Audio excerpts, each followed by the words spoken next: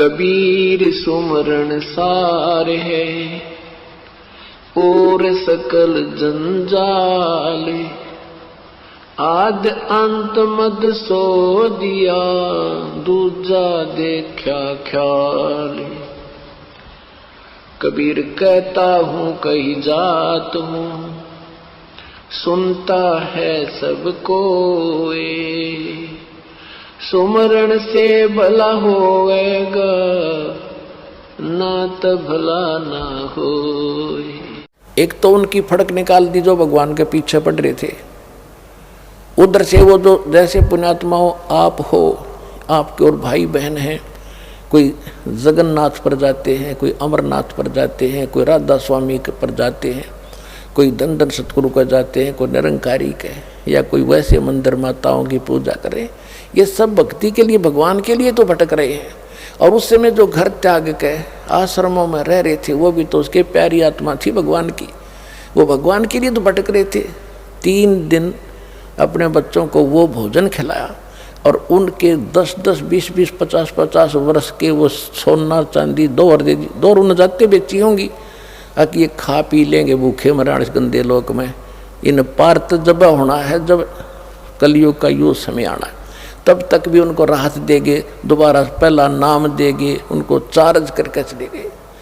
तो भगवान आपके लिए कैसे भटक रहे हैं। तो अब जब वो 18 लाख व्यक्तियों को प्रसंग जो दास आपको आज क्लियर करना चाहता है, यदि तुम सभी उसके लिए तड़फोगे, भक्ति करोगे, जब 18 लाख आदमी, काशी में तो मेरे ख्याल में आधा भारत 18 लाख को नहीं खिला सकता था उस समय एक दिन में एट ए टाइम। और जब सतलोक से उनके लिए भेज दिया तो यह 7 अरब हैं का 8 अरब हैं ये पूरे संसार की आबादी, उनको खिलाते उसने के देर लगेगी अगर आप भक्ति करोगे तो। ये वो भगवान है।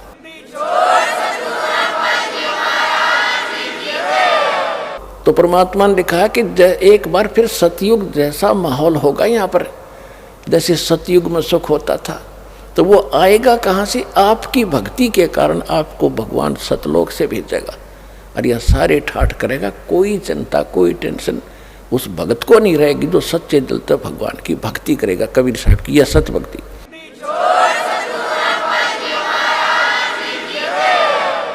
ये दास जो ये वचन बोल रहा है, ये किसी डूम भाट के गीत नहीं है, ये भगवान की बताई बातें हैं।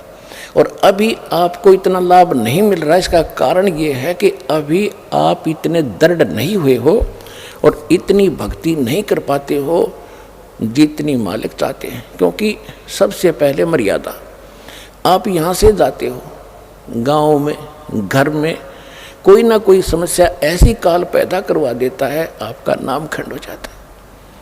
और परमात्मा कहते हैं अनंत कोट बाजी तहाँ मन रचे सकल ब्रह्मंड, गरीब दास में क्या करूं यो काल करे जीव खंड। परमात्मा गरीबदास महाराज जी को, उस प्यारी आत्मा को बता रहे हैं, गरीबदास जी को बता रहे हैं कि मैं इतना समर्थ हूं, मैंने सारे ब्रह्मांड रच रखे। अनंत कोट बाजी तहाँ मन रचे सकल ब्रह्मंड, और गरीब दास में के करूं यो काल करे जीव खंड। कि ये काल मेरे से इनको तोड़ लेता है, इनका नाम खंडित करा देता है। यदि ये नाम पर डटे रहें तो न सारे सुख दूं न मोक्ष दूं, तो अंत में भगवान भी दुखी हो जाता है कि मैं क्या करूं, ये खंडित करवा देता कोई न कोई बकवास करवा के, फिर मैं नहीं कर सकता, इनको कोई लाभ नहीं दे पाता, जिस कारण इनको अविश्वास हो जाता है। फिर ये मुझसे दूर चले जाते हैं और फिर तो सदा दुखी रहना ही रहना है इनको, मेरे से दूर हो करके फिर सुख कैसा। तो पुण्यात्माओं, सबसे बड़ा काल ने अब ये जाल फैला रखा है कि आपका नाम खंडित करा देता है। फिर आपको आपत्ति आनी है, से नाम भी ले रखा है, फिर अविश्वास हो जाता है, वहाँ भी गया था, मुझे कोई लाभ नहीं मिला, चलो कहीं और धक्के खा लें। तो फिर तो धक्के ही धक्के यहाँ से जाने के बाद। लेकिन इस ज्ञान के बाद आपको ऐसा विश्वास हो जाएगा जैसे काग जहाज का, फिर सूझ जाए और न ठोर। तो दास आपको पहले ज्ञान कराता है, फिर आपको नाम देता है और फिर आपको समाधान भी देता है भगवान, फिर आपका मोक्ष ऐसे होगा।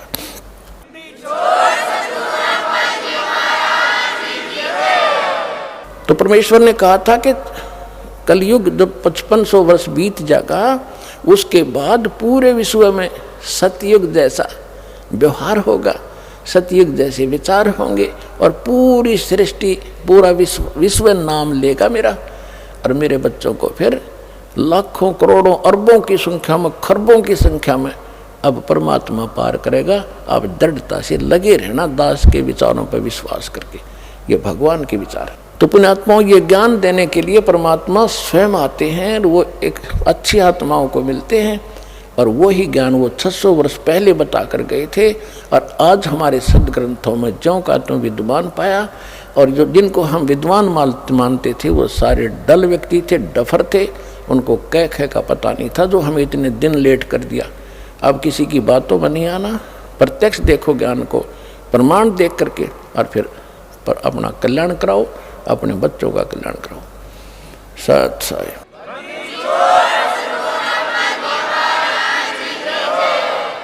परम पिता परमात्मा पूर्ण ब्रह्म सर्व सृष्टि के रचनहार, सर्व सुखदायी पापनाशक, संकट मोचन, कष्ट हरण, मंगल करने वाले परमेश्वर कबीर जी की असीम रजा से आप सभी पुण्यात्माएं परमात्मा की महिमा सुनने के लिए उपस्थित हुए।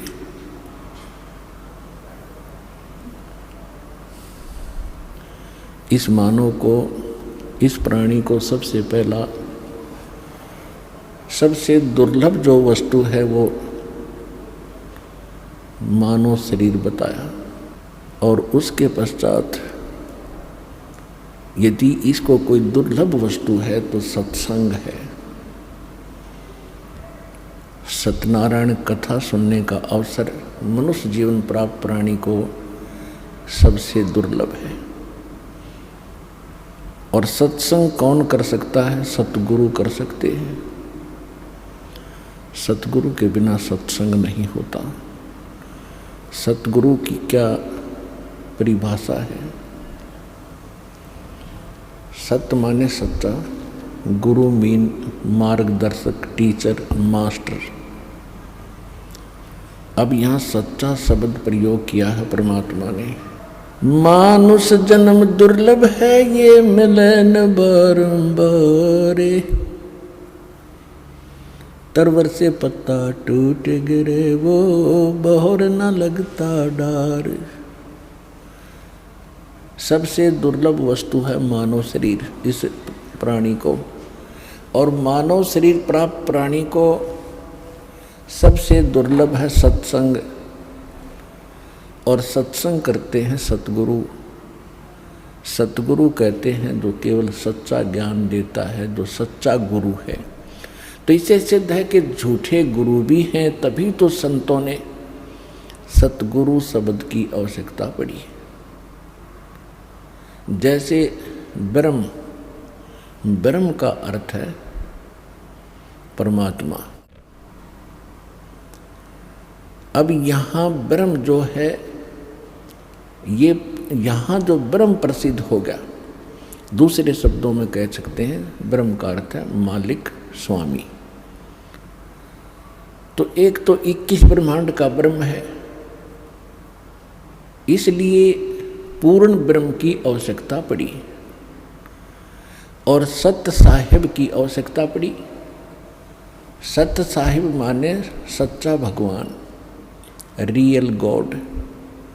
तो इससे भी सब सिद्ध है कि कोई झूठा गॉड भी है, कोई झूठा भगवान भी है।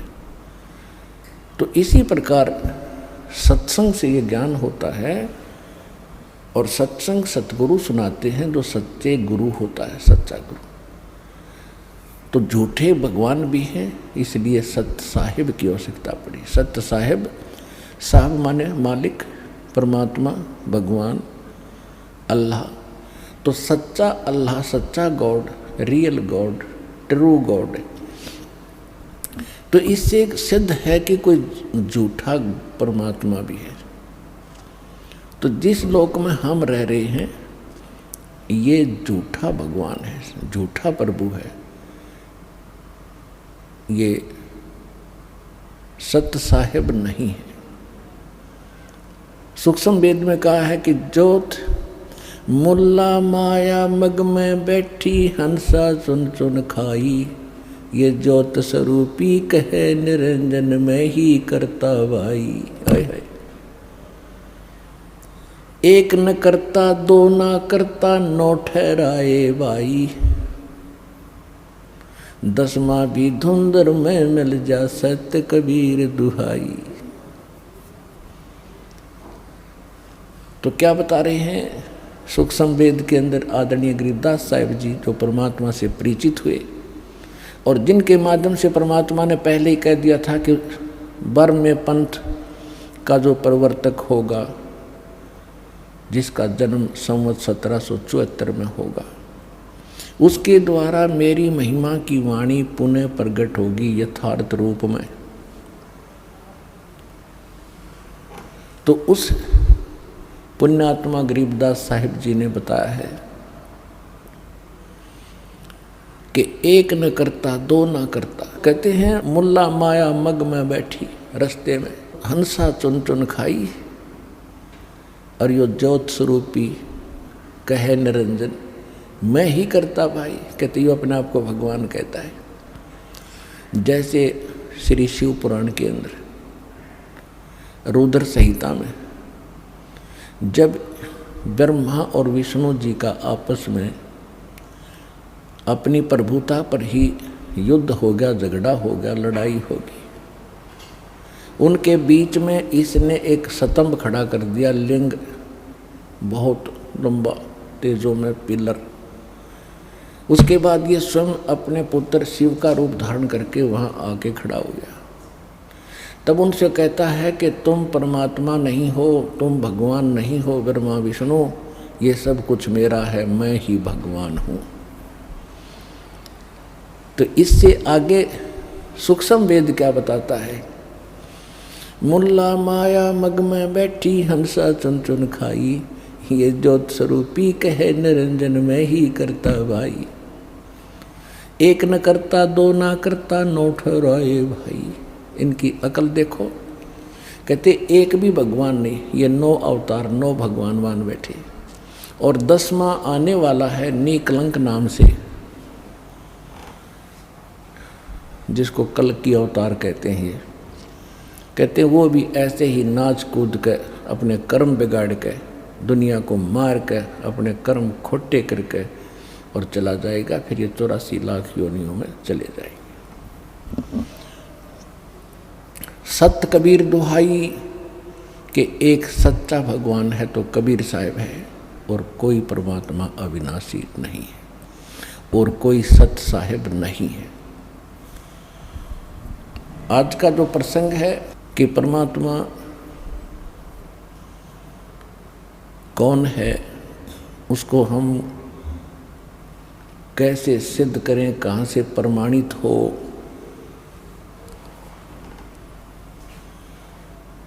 और जब वो परमात्मा प्रमाणित हो जाता है सब सद्ग्रंथों से, हमें कोई शंका नहीं रहेगी, तब हम परमात्मा मानकर जो साधना करेंगे तब वो भगवान हमें अपना पूर्ण लाभ देगा।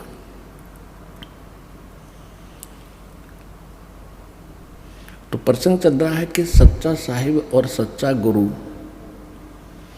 ये दोनों ही मिलेंगे तभी हमारा कल्याण होगा। तो पुण्यात्माओं, आपका सौभाग्य है कि आपको मानव शरीर प्राप्त, जो प्राणी के लिए अति दुर्लभ बताया। दूसरी वस्तु जो दुर्लभ है वो सतगुरु यानी सत्संग कहो, सतगुरु कहो, सतगुरु के बिना सत्संग नहीं हो सकता। तो वो भी आज आपको उपलब्ध हुई। आपकी किस्मत का, आपके पूर्व जन्म के संस्कारों का कोई एस्टीमेट नहीं लगाया जा सकता। आप कितने पुण्य कर्मी प्राणी हैं।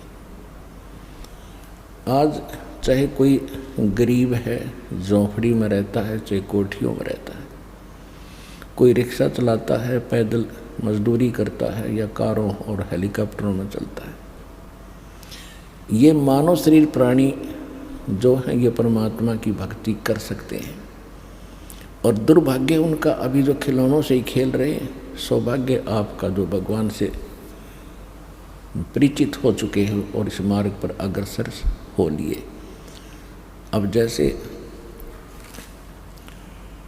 दो प्रकार से ये मानव शरीर आपको प्राप्त होता है, एक तो पूर्व संस्कार से और एक टर्न वाइज होता है। टर्न वाइज का अर्थ है कि 84 लाख प्रकार के प्राणियों में सब कष्ट उठा के उसके बाद एक मानव शरीर मिलता ही मिलता है, ऐसा विधान है प्रभु का।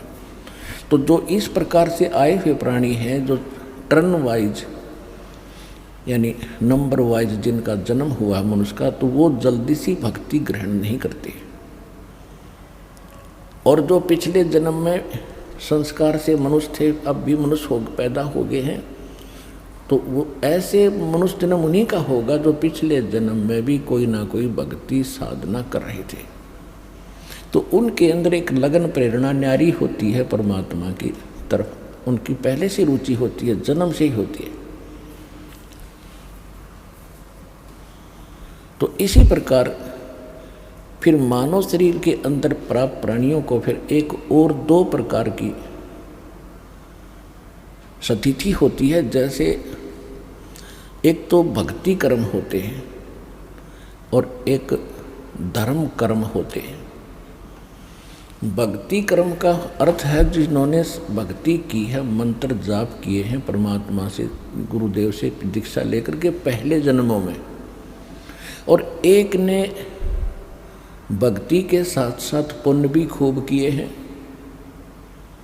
तो दोनों का ही मनुष्य जीवन हो रहा है, क्योंकि पिछले संस्कार वश हो रहा है। जिन्होंने दान नहीं किया और भक्ति करते ही रहे, क्योंकि परमात्मा ने वो मंत्र दिए थे जो आपको चार्ज करके गए थे 600 वर्ष पहले, तो साथ में परमात्मा ये भी कहते रहे थे, चिड़ी चोंच भर ले गई नदी न गट्टो नीर, दान दिए धन घटे नहीं, कह रे साहेब कबीर। देते को हर देत है जहाँ तहाँ से आन, अन देवा मांगत फिर साहेब सुने ना कान। धर्म तो दसके नहीं ये दसके तीनों लोक, खैरायत में खैर है वही की जो आत्म पोख। परमात्मा कहते हैं धर्म का नाश नहीं होता, चाहे तीनों लोक नष्ट हो जाएं, जिन्होंने धर्म किया है वो प्राणी, उनको परमात्मा ऐसे रक्षा करेगा, अपने हाथों पर उठा लेगा। और भक्ति तो करनी ही करनी है। जैसे आपने बीज बो दिया फसल का, कनक का, गेहूं का, तो बीज तो मूल चीज है। उस बीज से पौधा बनाकर परिपक्व करने के लिए बहुत और प्रोसीजर लंबा है, तो वो सारा ही अपनाएगा किसान, तभी तो उसकी फसल पूरी होगी। तो बीज बीजने के बाद उसमें वाटरिंग होती है, सिंचाई, उसके बाद फिर उसमें खरपतवार पैदा होता, उसको भी चुगना, निकालना, खाद डालना, उसकी रक्षा करना, तो फिर वो फसल प्राप्त होती है। तो इसी प्रकार ये नाम जो दिए जाते हैं आपको, ये नाम दीक्षा मंत्र जो है, ये तो आपका बीज है। और इस भक्ति रूपी बीज को, इस फसल को तैयार करने के लिए इसमें 5 यज्ञ और हैं, यानी 5 ये क्रियाएं आपने और करनी है। एक यज्ञ है धर्म की, और दूसरी यज्ञ है ध्यान, और तीसरी यज्ञ है हवन की, और चौथी यज्ञ प्रणाम, और 5वीं यज्ञ है ज्ञान की, यानी सत्संग सुनना, सदग्रंथों को जो आपको पुस्तक बना कर दी है उनका अध्ययन करना। तो ये 5 जो यज्ञ हैं, ये समझ लो खाद और पानी का काम करेंगी। यदि इस भक्ति रूपी पौधे में, बीज में, नाम में आपने ये पांचों आइटम नहीं डाले तो यह भक्ति आपकी अधूरी रह जाएगी, सफल नहीं हो पाएगी। कारण क्या रहेगा कि आप भक्ति कर रहे हो, आप पर और भी संसारिक आपदाएं बहुत आ सकती हैं। उनके लिए धर्म करने से, धर्म किया होगा तो भगवान आपकी उन समस्याओं का साथ समाधान कर देगा। तो पिछले जन्मों में परमात्मा हमें सारा ही ज्ञान दिया करते थे, लेकिन हम, और फिर परमात्मा एक वचन और बोलते हैं कि सुमरण से भला होगा, ना तर भला न हो। अब हमने ये पकड़ दिया कि भक्ति से ही बात बनेगी, दान धर्म कम कर दिए, नहीं। अब वहाँ कह रहे हैं कि धर्म तो धसके नहीं, धसके तीनों लोग। धर्म धसके माने विनाश होना, नष्ट हो जाना, गर्क हो जाना। तीनों लोग गर्क हो सकते हैं, लेकिन धर्म का नाश नहीं होता। तो इस प्रकार जो दास आपको बताना चाह रहा है कि जो आज गरीब हैं, यहाँ दास देख रहा है 90% गरीबी रेखा से भी नीचे पुण्यात्मा आ रही है। 10% है जिनका नॉर्मल सा, मीडियम सा काम है। तो कहने का भाव ये है कि यहाँ फिर दोनों कर्म साथ चलते हैं। जिनके केवल पिछले भक्ति कर्म हैं और दान धर्म कर्म उनके इतने अच्छे हैं नहीं, तो वो इतने निर्धन व्यक्ति है, लेकिन पुण्यात्मा बराबर की है। पुण्यात्मा यानी जो जिन्होंने पिछले जन्म में भगवान की सेवा, जो भक्ति कर रखी है, तो दोनों के वो भक्ति कर्म बराबर हैं।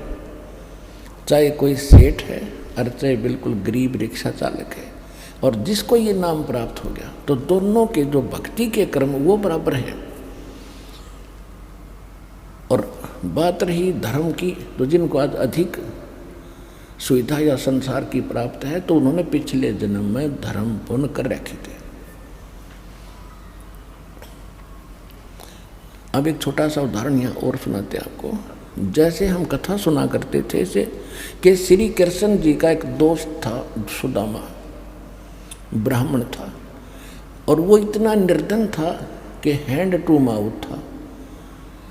उसकी पत्नी कहती थी कि आप बताते हो कि श्री कृष्ण द्वारका के राजा, आपके क्लास फेलो थे, सहपाठी थे, आपको सब कुछ दे सकते, मांग लिया उनसे।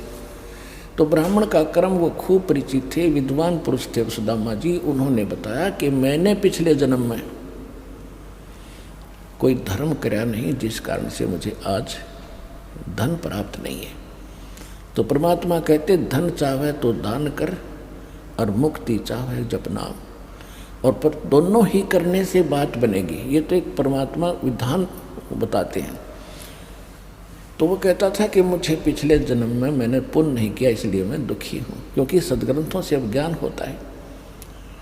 तो कहने का भाव ये है कि धर्म कर्म से फिर उसमें परिवर्तन होता। जैसे फिर सुदामा कहने सुनने से श्री कृष्ण जी के पास गया। श्री कृष्ण जी एक गुरु रूप में भी थे, अध्यात्म टीचर भी थे। सब पांडवों के वो गुरु थे, यादव के गुरु थे। तो सुदामा जी चावल लेकर गए थे, श्री कृष्ण जी ने चावल खाए। उसके प्रतिफल में परमात्मा ने, यानी जो जितना सामर्थ्य श्री कृष्ण जी रूपी गुरु में था, उस आधार से उसने उसका के बना दिया, एक मकान बना दिया। यानी वो समस्या हल हुई उस धर्म और कर्म के करने से, सच्चे भाव से। देखो बच्चे तो भूखे थे और चावल बचे हुए थे, वो बांध दिए उसने, तो इससे बड़ा पुण्य नहीं। आज किसी के पास 1 करोड़ संपत्ति है और उसने 1000 दान कर दिया, दान तो वो भी है, और जिसने 1 करोड़ के 1 करोड़ दे दिए, तो उस दान में उसमें दिन रात का अंतर है। तो सुदामा जी ने जो चावल दिए ना, वो समझ ले 1 करोड़ के 1 करोड़ दे दिए। फिर उससे प्रसन्न हुआ, उससे प्रसन्न होकर के उसको क्या मिला? एक महल बना, आजीवन सुख का साधन बना। लेकिन मोक्ष ज्यों का त्यों रहा, पशु पक्षियों की योनि फिर भी सुदामा को प्राप्त हुई। अब यहाँ आने वालों को प्रेरित किया जाता है सच्चे दिल से, सच्ची श्रद्धा से, अपने सामर्थ्य के अनुसार अवश्य दान करें, फिर उससे वो समस्या हल होगी आपकी जो पूर्व जन्म में आप गलती कर गए थे, धर्म दान नहीं किया, आज एक एक पैसे के लिए भटक रहे हो, तो वो समस्या फिर यहाँ अब शुरुआत हो जाएगी। अब हम उस समर्थ की शरण के अंदर हैं, हम उस समर्थ की शरण में हैं। जैसे एक तैमूर लंग नाम का एक लोहार था मुसलमान, और वो इतना गरीब था, कभी कभी उनको आटा भी रोटी भी प्राप्त नहीं होती थी। 2 माँ बेटा थे, और वो क्या करता था कि धनी लोगों की बकरियां भेड़ चराया करता था।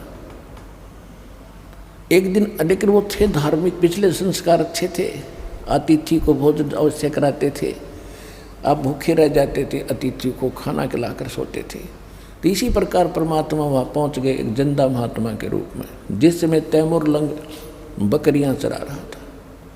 वहाँ जाकर उनके पास वृक्ष के नीचे बैठ के भगवान तैमूर लंग ने कहा, महाराज भोजन की सुनाओ। परमात्मा ने कहा, भाई भोजन खाऊंगा। तैमूर लंग खाना खा चुका था, फिर घर गया, अपनी माँ से कहा, माँ एक रास्ते चलता साधु है, गांव के बिल्कुल साथ में ही वो वृक्ष के नीचे भेड़ बकरियां बैठी थी और भोजन खाना चाहता है। माँ घर के अंदर केवल 2 रोटी, 1 रोटी का आटा था, और बना कर माँ ने रोटी ने बोली, बेटा मैं भी चलूँगी, साधु के दर्शन कराऊंगी। लेकर लोटा पानी का, 1 रोटी घर में बची थी, आटा वही बना के चल पड़ी। परमात्मा से खाने की प्रार्थना की, भगवान खाना खाने लगे। इतने में माँ ने बार बार कहा उसकी कि महाराज हम बहुत निर्धन हैं, महाराज हम बहुत दुखी हैं, कभी कभी तो आटा भी नहीं मिलता हमें। परमात्मा ने रोटी खा के पी कर लोटा पानी का, एक बकरी बांधन की बेल पड़ी थी, चैन सी पतली पतली सी होती, उसको 4 बार मोड़ ली। वो इतनी पकड़कर उसके बच्चे का कड़मा मारी, उठ कर 7 मारी, 1 2 3 गिन के 7, और फिर मारे लात, और फिर मारे मुक्के। अब उसकी माता ने सोचा कि कोई मेंटल साधु था, पागल है, मैंने इसको बार बार छेड़ दिया, टोक दिया, इसने गुस्सा हो गया, और साधु पता नहीं बद्दुआ भी दे दे। हाथ जोड़ के कहने लगी, महाराज मेरे बेटे से कोई गलती बन गई। परमात्मा बोले, नहीं माई, तेरे बेटे का जो पहले मैंने 7 सांकड़ मारी है ना, ये चैन मारी बेल, तेरे बेटे तैमूर लंग को 7 पीढ़ी का राज बख्श दिया मैंने, और जो मुख के लात मारी है उसके बाद तुम्हारे राज्य टुकड़ों में बट जाएगा। यूं कह रहे थे तो माई सोच रही थी तो कति पागल आदमी है, मेंटल, खाने को रोटी नहीं, हर मन सुख की आशीर्वाद दे रहा है कि 7 पीढ़ी का राज दे दिया। इतने में परमात्मा अंतर्ध्यान हो गए। अंतर्ध्यान हुए तब देखा चारों तरफ, उन्होंने सोचा तो फरिश्ता था, लेकिन यह बात गले नहीं उतर रही थी कि मेरा बेटा राजा बन जाएगा। कहते साधु वचन उल्टे नहीं, चाहे पलट जाओ ब्रह्मांड। उसके बाद वो तैमूर लंग राजा बना। दिल्ली के अंदर इतिहास गवाह है, दिल्ली तक को अपने काबू में कर लिया था, और यहाँ पर अपना एक नौकर बिठा दिया था दिल्ली के सिंहासन पर, वो उसको टैक्स देता था। तैमूर लंग के बाद उसका पोता बाबर दिल्ली का बादशाह बना, उससे लगातार 5 पीढ़ी औरंगजेब तक तैमूर लंग का शासन रहा। औरंगजेब के बाद ये टुकड़ों में उनकी पीढ़ी अलग अलग राज्य बट गए थे। रोटी तैमूर लंग को दीनी, तात सात बाद सैलीनी। आप अन्नदेव की आरती में पढ़ते हो तो पुण्यात कहने का भाव ये है, दास जो आपको आज आध्यात्मिक जो प्रवचन सुनाना चाहता है कि जो पिछले गलतियां कर चुके हैं और अब दान धर्म ना करके आज बहुत दुखी हैं, बहुत बड़ी समस्या रोजी रोटी की उनके सामने। इस समर्थ के पास आने के बाद ये समस्या नहीं रहेगी, पर समस्या ये रहेगी कि आपको विश्वास कब होगा कि कबीर इज गॉड। जिस दिन आपका हृदय मान लेगा, सुनी सुनाई बातों से नहीं बनेगी बात। आत्मा का साथी है भगवान, इस मन का साथी नहीं है। मन तो काल का एजेंट है, और परमात्मा की भक्ति से इस मन को भी आत्मा अपने अनुकूल करेगी। अब तो ये आत्मा के ऊपर बैठा, इसने आत्मा को अपनी वाहन बना लिया, और जहाँ पकड़ के ले जाता गंदे कर्म करा के इसके सहारे चल रहा है। फिर आत्मा इसके ऊपर बैठेगी, और इसकी स्पीड बहुत से टट्टू की, इस मन की बकवादों में भी इतनी स्पीड है, और जब ये अच्छे काम पर लगाएगी इसमें भी इसकी इतनी ही स्पीड है। इसके ऊपर बैठा देगा भगवान आपको।